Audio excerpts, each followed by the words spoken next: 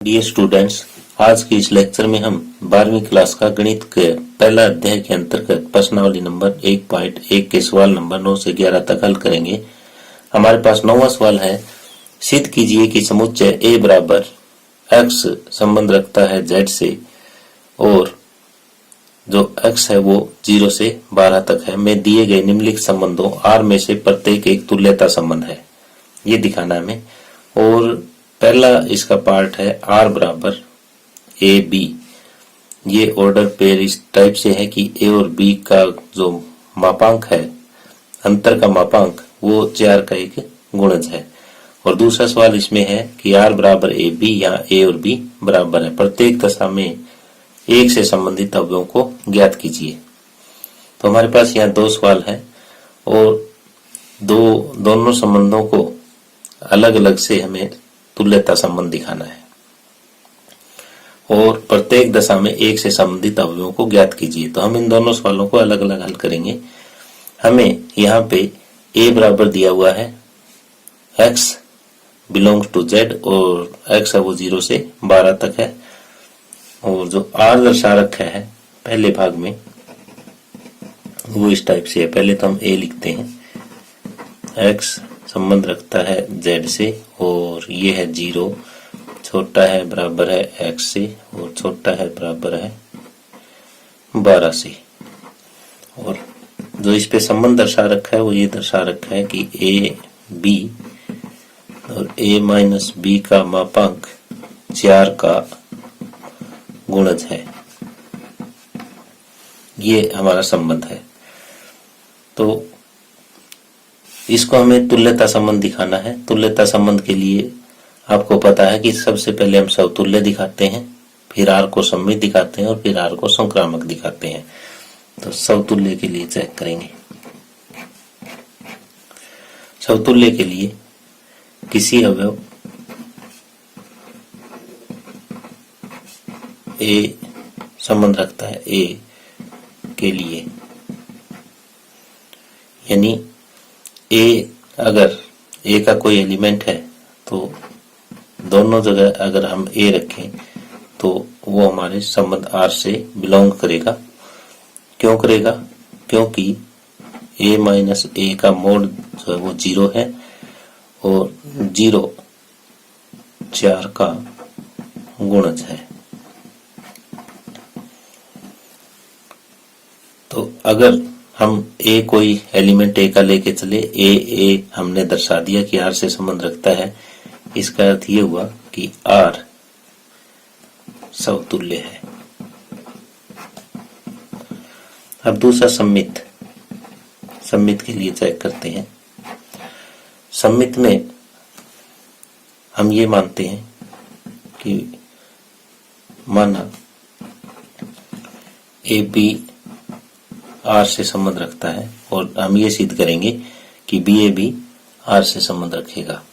तो A B R से संबंध रखता है तो इसका अर्थ ये हुआ कि A माइनस बी 4 का गुणज है।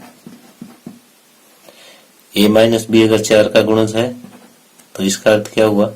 इसका अर्थ ये हुआ कि अगर इसका माइनस भी लगा दें हम, का मोड भी 4 का गुणज होगा। माइनस के अंदर अगर गुणा कर दें हम तो b पहले आ जाएगा, माइनस a b 4 का गुणज होगा। अब b माइनस a 4 का गुणज है तो इसका अर्थ ये हुआ, जैसे a माइनस बी R से बिलोंग कब करता था तो a माइनस बी 4 का गुणज है। हमने ये सिद्ध कर दिया कि b माइनस a 4 का गुणज है, तो इसका अर्थ ये हुआ कि बी ए भी R से संबंध रखता है। हम ये लेके चले थे कि a माइनस बी R से संबंध रखता है और सिद्ध ये कर दिया कि b माइनस ए भी R से संबंध रखेगा। इसका अर्थ ये है कि R सम्मित है। दो चीज हमने सिद्ध कर दी कि R समतुल्य है और R सम्मित है। तीसरा संक्रामक और सिद्ध करेंगे। संक्रामक के लिए हम ये चीज मानते हैं कि माना ए बी आर से संबंध रखता है, बी और सी भी आर से संबंध रखता है, और हमें ये सिद्ध करना होता है इसमें कि ए सी भी आर से संबंध रखेगा।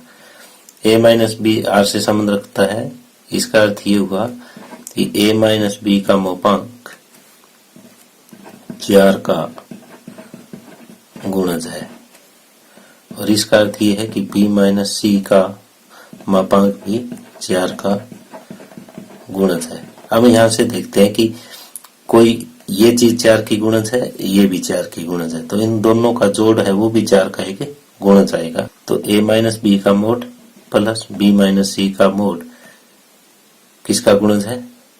4 का गुणज है। तो अगर इनका मोड का जोड़ 4 का गुणज है तो इन दोनों का जोड़ भी बिना मोड के भी 4 का गुणज होगा, और अगर इनको जोड़े तो b से b हट जाएगा। इसका मतलब ये हुआ कि a माइनस सी भी 4 का गुणज है। अगर a माइनस सी 4 का गुणज है तो इसका अर्थ ये है कि मॉडुलस a माइनस सी भी 4 का गुणज है। अब a माइनस सी 4 का गुणज है तो इसका मतलब ये है कि AC जो ऑर्डर पेयर है वो R से संबंध रखेगा। इसका अर्थ ये हुआ कि जो AC है वो R से संबंध रखेगा।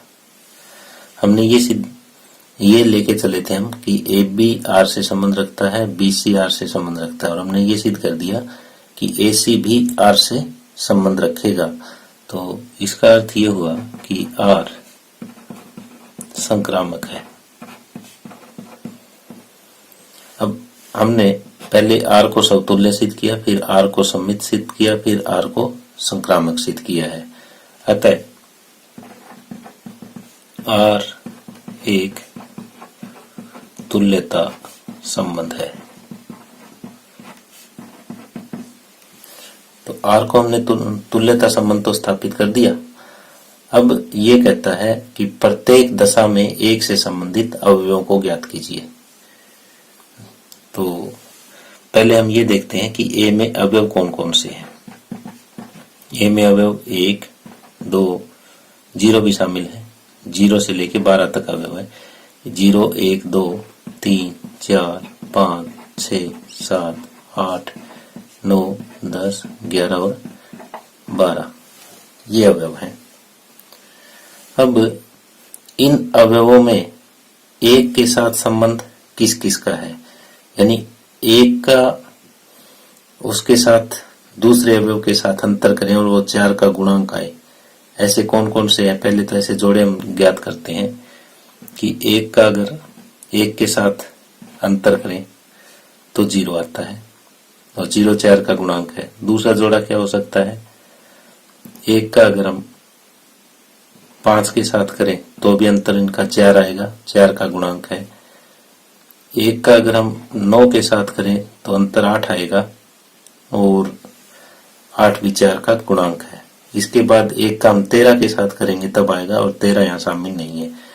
तो ये 3 ही ऑर्डर्ड पेयर हो सकते हैं एक के साथ, 1, 1, 1, 5 और 1, 9, जिनका अंतर 4 का गुणांक है। तो इसलिए हम ये लिख सकते हैं कि वो हमें सेट लिखना है एक के साथ। एक के साथ एक तो 1 है, 1 5 है, 1 9 है। तो उस समुच्चय के अवयवों वो ये लिखेंगे, उस समुच्चय के अवयव जो एक से संबंधित है। वो कौन कौन से आ गए, एक तो 1 के साथ 1 आया था, 1 5 आया और 1 9 आया। क्यों? क्योंकि 1 और 1 का अंतर 0 है, वो 4 का गुणांक है। 1 5 का अंतर भी 4 का गुणांक है, 1 9 का अंतर भी 4 का गुणांक है। जैसे इस सवाल की हमारी परिभाषा थी। तो इस तरह से हमारा इस सवाल नंबर 9 का पहला भाग कंप्लीट होता है।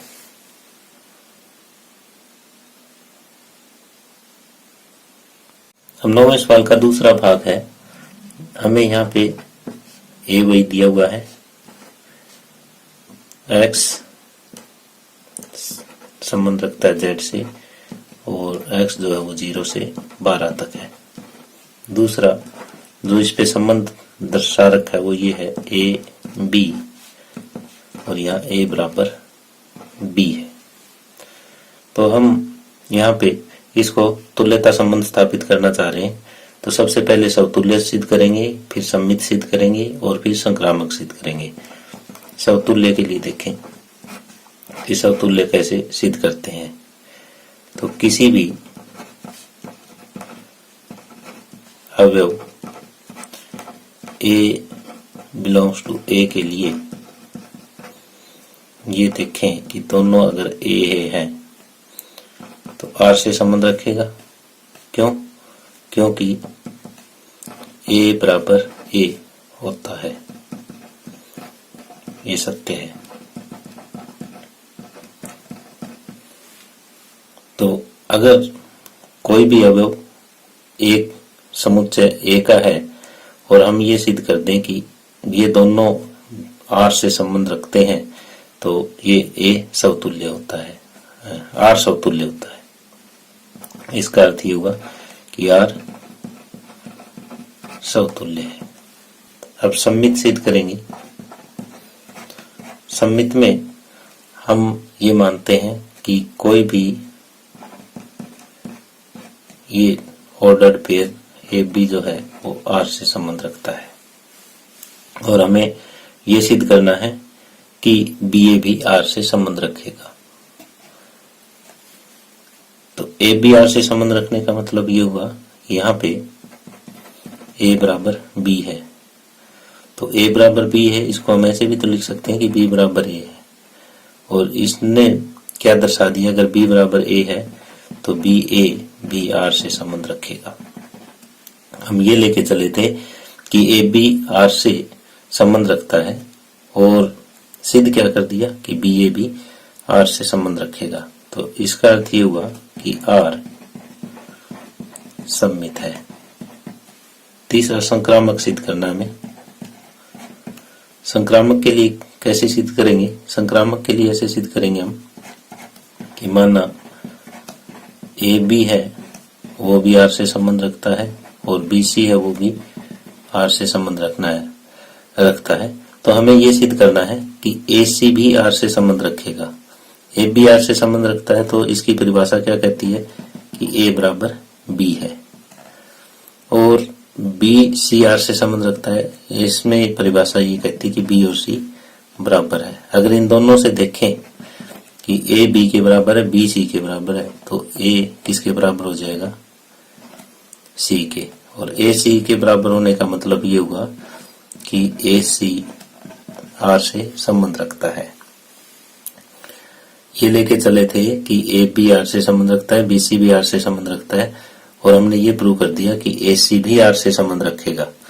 तो यहाँ पे इसका मतलब ये हुआ कि आर संक्रामक भी है, आर समतुल्य है, आर सम्मित है, आर संक्रामक भी है।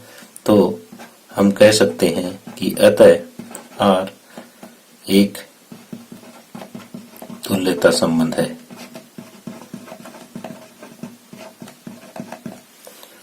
अब इसमें दूसरा पार्ट दिया हुआ है हमें कि प्रत्येक दशा में एक से संबंधित अवयवों को ज्ञात कीजिए। तो एक से संबंधित अवयव कौन कौन से हो सकते हैं हम यहाँ पे लेते हैं।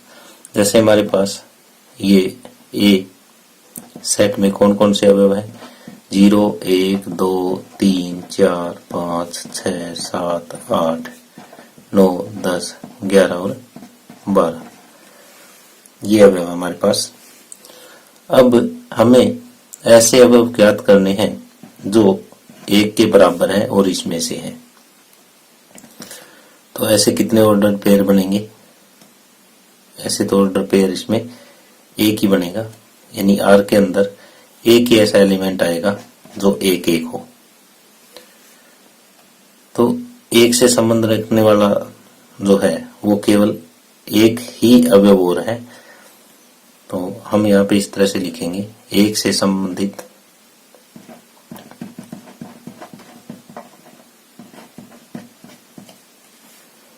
बने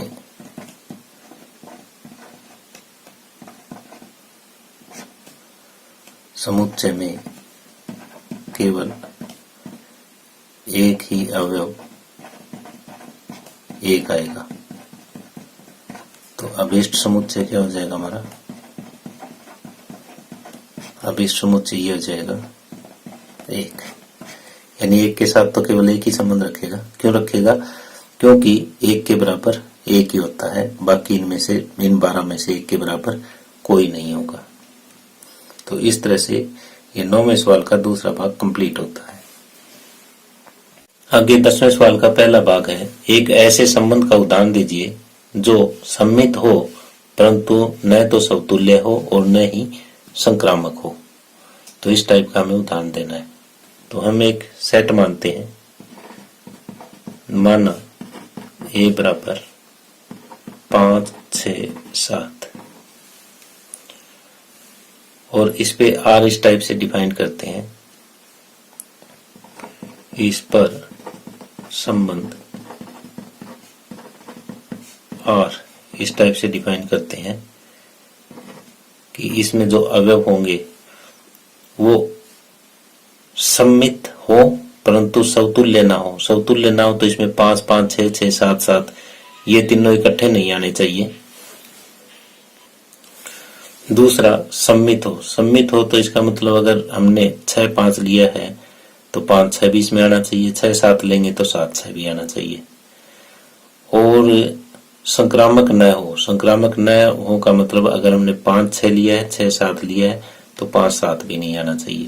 तो हम इस टाइप से डिफाइन कर रहे हैं।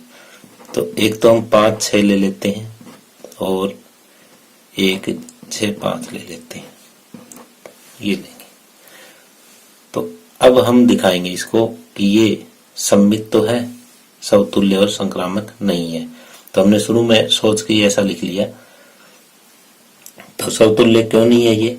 समतुल्य के लिए देखते हैं। समतुल्य के लिए यहाँ पे 5, 5 या 6, 6 या 7, 7 ये तीनों के तीनों आर से संबंध रखने चाहिए थे, लेकिन ये संबंध नहीं रखते।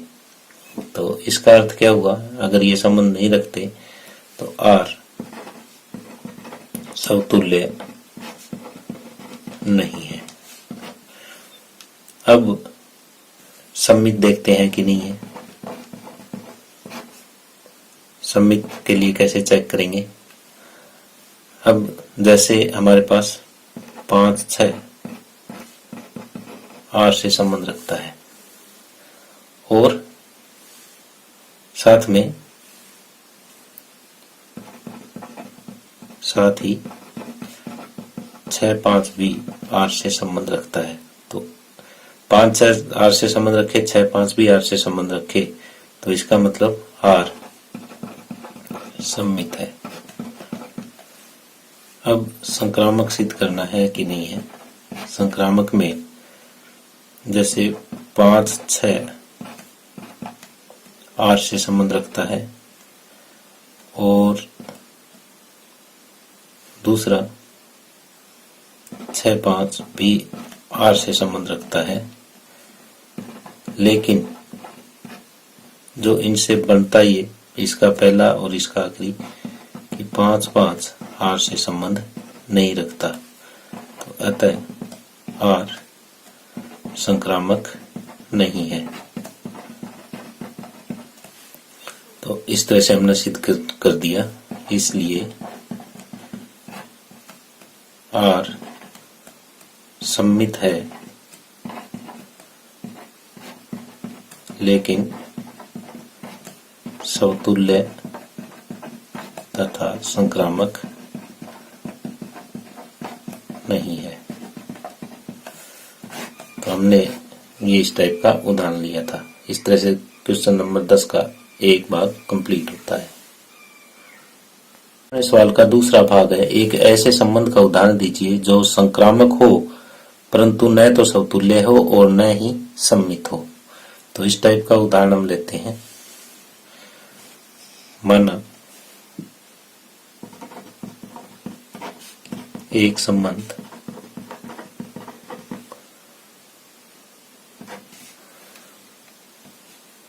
जो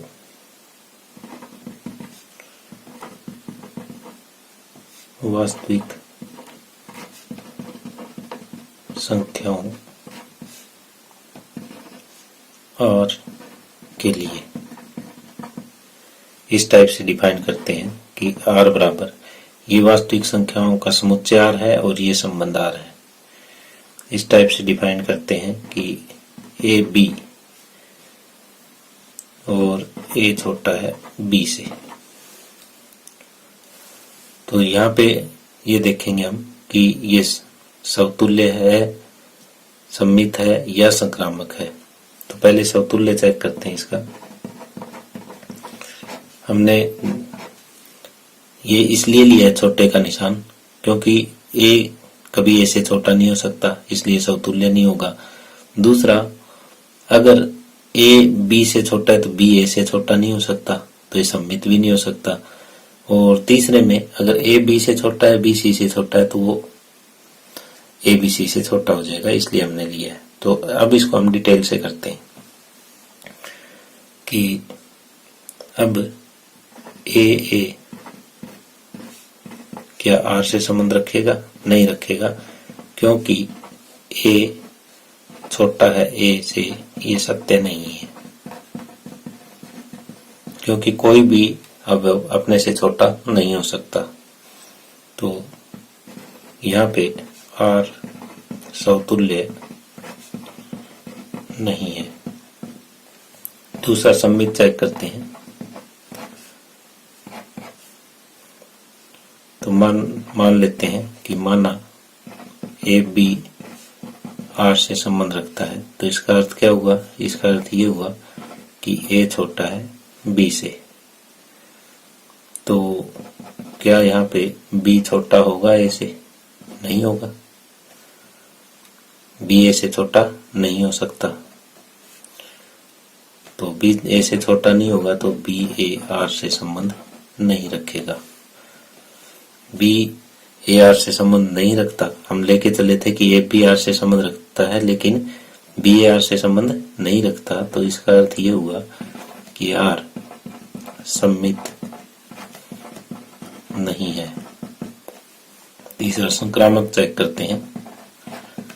संक्रामक में क्या है कि मान लेते हैं कि A B जो है वो R से संबंध रखता है तथा B C भी R से संबंध रखता है, और हमें सिर्फ ये करना होता है कि A C भी R से संबंध रखे। तो इसका मतलब ये हुआ A छोटा है B से तथा B छोटा है C से।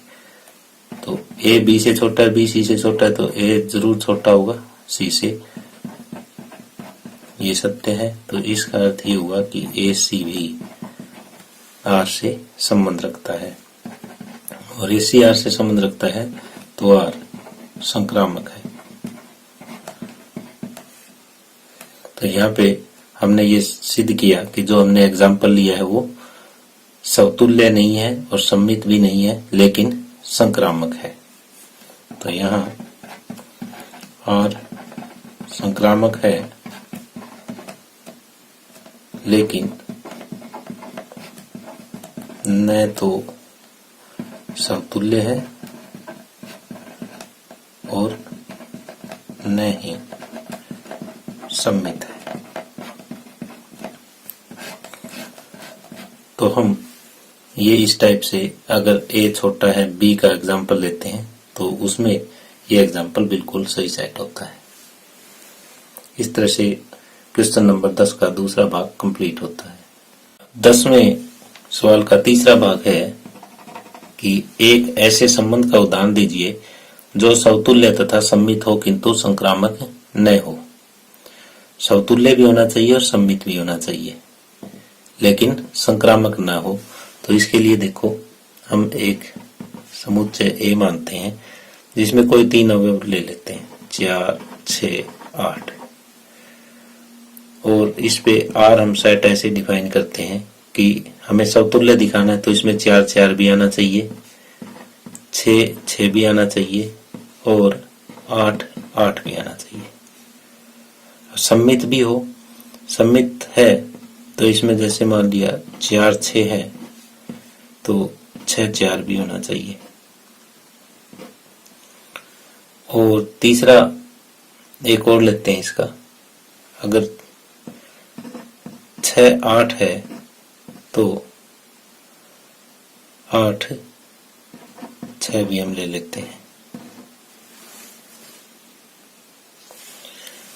तो अब हम इसकी जांच करते हैं कि समतुल्य, सम्मित और संक्रामक है कि नहीं है। तो पहले समतुल्य की जांच करेंगे कि हमारे पास 4, 4, 6, 6 और 8, 8 ये आर में होने चाहिए, तीनों के डबलेट। तो 4, 4 भी है, 6, 6 भी है, 8, 8 भी है, ये आर से संबंध रखता है। तो अतः आर समतुल्य है।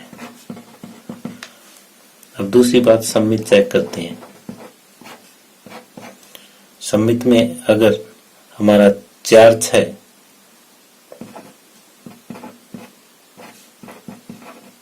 आर से संबंध रखता है तो यहाँ पे इसने 6, 4 भी आर से संबंध दर्शा रखा है। और दूसरा 6, 8 आर से संबंध रखता है तो 8, 6 भी आर से संबंध रखता है। तो 4, 6 का ये विपरीत भी हमारे पास है, 6, 8 का विपरीत भी आर में ही है, अतः आर सम्मित है। तीसरा संक्रामक के लिए चेक करते हैं। संक्रामक के लिए हम ये लेते हैं कि 4, 6 और 6, 8 वाला पार्ट लेते हैं कि 4, 6 आर से संबंध रखता है तथा 6, 8 भी आर से संबंध रखता है। लेकिन 4, 8 भी तो आर से संबंध रखना चाहिए ना, लेकिन वो यहाँ पे नहीं है। 4, 8 आर से संबंध नहीं रखता, अतः आर संक्रामक नहीं है। आर संक्रामक नहीं है तो ये केवल समतुल्य और सम्मित है। तो इसलिए इस उदाहरण में आर समतुल्य तथा सम्मित है लेकिन संक्रामक नहीं है।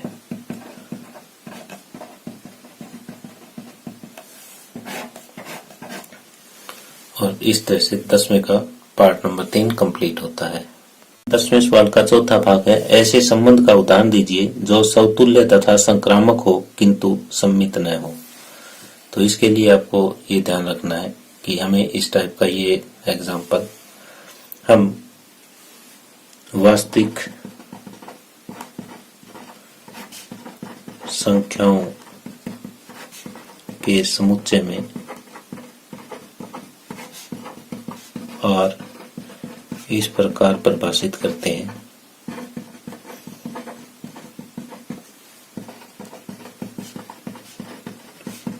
आर जो है वो ए बी है और ए और बी का क्या रिलेशन आपस में कि ए क्यूब बड़ा है और बराबर है बी क्यूब से, ये ले लिया हमने। इसको हम देखेंगे कि समतुल्य है, संक्रामक है या सम्मित है। तो समतुल्य के लिए चेक करते हैं। समतुल्य में हम क्या करें कि अब ये देखो कि क्या ए आर से संबंध रखता है, क्यों, ये पहले चेक कर लें कि ए क्यूब बड़ा है और बराबर है ए क्यूब से, क्योंकि इसमें बराबर वाला निशान है। तो ए क्यूब बराबर ए क्यूब, ये सत्य है, ये सत्य है, तो ये भी सत्य होगा कि ए आर से बिलोंग करता है। इसका मतलब ये हुआ कि आर समतुल्य है, यानी जो कंडीशन दे रखी है वो सेटिस्फाई करता है ए में, तो इसलिए आर समतुल्य है। अब सममित के लिए चेक करते हैं।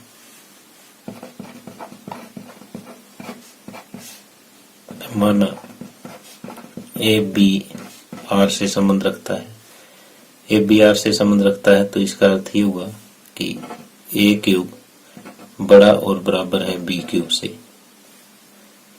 ठीक है, ए क्यूब तो बड़ा और बराबर है बी क्यूब से, लेकिन अब हम देखें क्या बी क्यूब छोटा और बराबर ए क्यूब से है, तो ये सत्य नहीं है। क्यों? क्योंकि इसके लिए एक एग्जांपल लेते हैं हम कि ए के बराबर 1 और बी के बराबर 2 आर से संबंध रखता है, तो 1 का क्यूब बड़ा है और बराबर है 2 के क्यूब से। लेकिन 2 1 अगर आर से संबंध नहीं रखता, क्योंकि 2 का क्यूब बड़ा और बराबर 1 से नहीं हो सकता। तो डायरेक्ट इस एग्जांपल से भी हमारा काम चल सकता है अगर ये ना लिखें तो भी, क्योंकि 1 और 2 दोनों हमारी वास्तविक संख्याएं हैं और 2 1 भी वास्तविक संख्याएं हैं। तीसरा संक्रामक के लिए चेक करते हैं। संक्रामक में इसी तरह से हम ये मानते हैं कि माना ए बी आर से संबंध रखता है तथा बी सी भी आर से संबंध रखता है। तो ए बी आर से संबंध रखने का मतलब ये हुआ कि ए क्यूब बड़ा है और बराबर है बी क्यूब से तथा बी क्यूब बड़ा है और बराबर है सी क्यूब से। अब ए क्यूब बड़ा और बराबर बी क्यूब से, बी क्यूब बड़ा है और बराबर है सी क्यूब से, तो इसका मतलब ये हुआ कि ए क्यूब बड़ा है और बराबर है सी क्यूब से। तो ए क्यूब बड़ा है और बराबर है सी क्यूब से, तो इसका मतलब ए सी भी आर से संबंध रखेगा, तो अतः आर संक्रामक है। तो हमने यहाँ पे ये दिखाया है एक एग्जाम्पल लेके कि आर समतुल्य तथा संक्रामक है लेकिन सममित नहीं है। इसलिए इस एग्जाम्पल में आर समतुल्य तथा संक्रामक है लेकिन सममित नहीं है। तो इस तरह से सवाल नंबर 10वें का चौथा भाग कंप्लीट होता है। आगे 10वें का 5वां भाग है, एक ऐसे संबंध का उदाहरण दीजिए जो सममित तथा संक्रामक हो किंतु समतुल्य न हो। सममित भी होना चाहिए और संक्रामक भी होना चाहिए लेकिन समतुल्य ना हो। तो हम एक समुच्चय इस टाइप से मानते हैं कि माना ए बराबर कोई दो अवयवों का समुच्चय मान लिया और इस पे आर परिभाषित करते हैं। इस पर परिभाषित संबंध आर इस टाइप से लेते हैं कि इसमें से एक तो हम 5 6 ले लेते हैं, एक 6 5 ले लें ताकि ये सम्मित हो जाए, और 5 6 6 5 ले लिया तो एक 5 5 भी ले लेते हैं ताकि ये संक्रामक भी हो जाए, और बाकी हम ये डबलेट लेंगे नहीं ताकि ये समतुल्य ना हो। तो अगर हम 5 5 6 6 ले लेते हैं तो ये तीनों ही हो जाएगा, समतुल्य भी हो जाएगा, संक्रामक भी हो जाएगा और सम्मित भी हो जाएगा। लेकिन हमें समतुल्य नहीं लेना है तो इसलिए हम एक डबलेट छोड़ देते हैं। तो अब चेक करते हैं समतुल्य के लिए। तो यहाँ पे जिस तरह से 5 5 तो संबंध रखता है, लेकिन 6 6 जो है वो 8 से संबंध नहीं रखता। तो अतः आर समतुल्य नहीं है।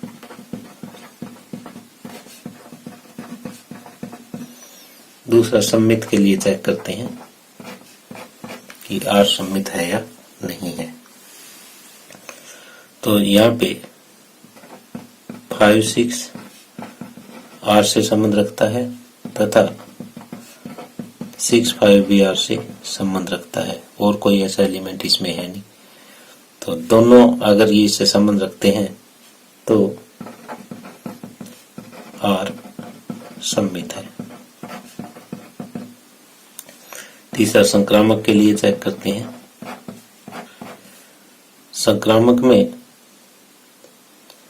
हम ये लेते हैं कि 5 6 संबंध रखता है आर से तथा 6 5 भी आर से संबंध रखता है। दोनों आर से संबंध रखते हैं तो ये भी होना चाहिए कि 5 5 भी आर से संबंध रखे। तो ये भी है, ये सत्य है क्योंकि 5 5 है हमारे पास। तो अतः आर संक्रामक भी है। तो आर यहाँ पे समतुल्य नहीं है, सम्मित और संक्रामक है।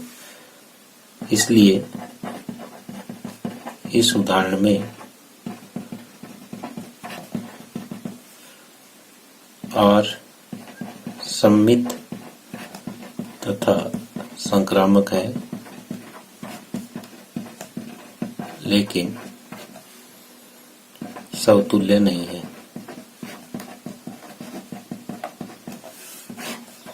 तो इस तरह से हमारा ये 10वां सवाल कंप्लीट होता है। आगे सवाल नंबर 11 है। सिद्ध कीजिए कि किसी समतल में स्थित बिंदुओं के समुच्चय में आर बराबर पी क्यू।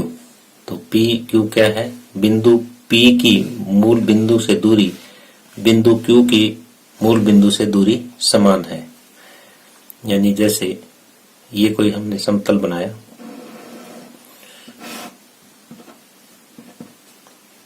यहाँ पे कोई बिंदु P है और यहाँ पे कोई बिंदु Q है। ये मूल बिंदु है। तो मूल बिंदु से यानी हमें ये जो दूरी है OP बराबर दूरी OQ दे रखी है। इस टाइप से हमारा ये संबंध है। द्वारा प्रदत्त संबंध R एक तुल्यता संबंध है।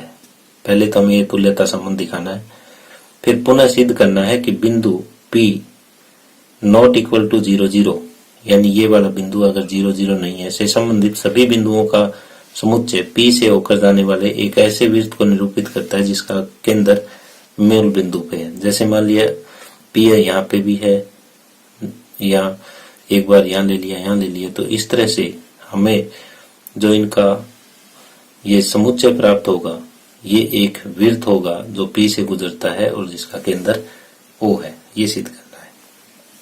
तो पहले हमें ये दिखाना है कि तुल्यता संबंध है। और R क्या दिया हुआ है? R हमें ये दिया हुआ है कि P Q यानी P Q में मूल बिंदु से P की तथा मूल बिंदु से Q की दूरी बराबर है। ये चीज दे रखी है। ये हमारा संबंध है। तो पहले समतुल्य के लिए जांच करते हैं इसकी कि दोनों अगर P P है तो ये R से संबंध रखेगा क्यों रखेगा? क्योंकि OP जो है वो OP के बराबर ही होगा, यानी मूल बिंदु से P की दूरी मूल बिंदु की P की दूरी से बराबर होगी, क्योंकि मूल बिंदु से P की दूरी मूल बिंदु से P की दूरी के बराबर होगी, क्योंकि कोई भी दूरी अपने खुद के बराबर होती है। तो अतः R समतुल्य है। अब दूसरी बात, ये सममित है या नहीं है। सममित के लिए कैसे चेक करें कि माना कोई बिंदु Q और है, ये R से संबंध रखता है। इसका अर्थ ये हुआ कि बिंदु P की मूल बिंदु से दूरी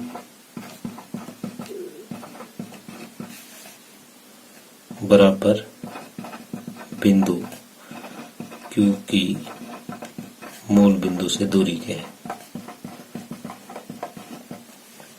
अब ये पहले भी लिखा जा सकता है कि बिंदु Q की मूल बिंदु से दूरी, इसको बाद में लिखा जा सकता है कि बिंदु P की मूल बिंदु से दूरी बराबर है। तो इसका अर्थ ये हुआ कि QP भी R से संबंध रखता है। QP R से संबंध रखता है, तो इसका अर्थ ये हुआ अतः R सममित है। और तीसरा संक्रामक चेक करते हैं हम। इसमें हम ये मान लेते हैं कि माना PQ R से संबंध रखता है और एक Q के साथ कोई और S मान लेते हैं, ये भी R से संबंध रखता है। तो इसका अर्थ ये हुआ मूल बिंदु से P की दूरी बराबर मूल बिंदु से Q की दूरी, ये दोनों बराबर। यहाँ पे क्या कहता है, मूल बिंदु से Q की दूरी बराबर मूल बिंदु से R की दूरी के बराबर है। तो इन दोनों को हम मिलाएं तो हम इस नतीजे पे पहुंचते हैं कि मूल बिंदु की बिंदु P से दूरी बराबर मूल बिंदु से बिंदु S की दूरी। तो इसका अर्थ ये हुआ कि P और S भी R से संबंध रखते हैं। हम ये लेके चले थे कि PQ R से संबंध रखता है, QS भी R से संबंध रखता है, और सिद्ध ये कर दिया कि PS भी R से संबंध रखेगा। तो हम ये कह सकते हैं कि अतः R संक्रामक भी है। तो R समतुल्य भी है, सममित भी है और संक्रामक भी है। तो इसलिए R तुल्यता संबंध है।